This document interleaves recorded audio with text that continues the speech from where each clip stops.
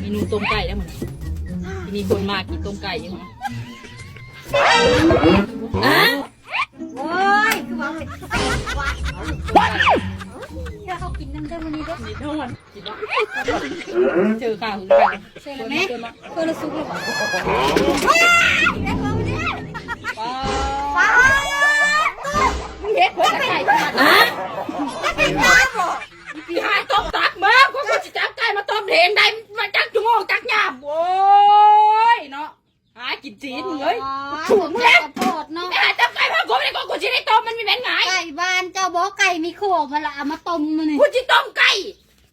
บ้านเจ้าบอกไก่หยาๆ ไอ้สัตว์ต้มไก่ต้มไก่ต้มไก่ต้ม จะได้กินแบบนี้ฮะ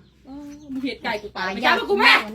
ชาไต่รับต้มตับไต่ไหวมึงเอ้ยกูจะได้ต้มไก่กูจะได้ต้มตับมึงแทนแล้วอีปากขี้เลย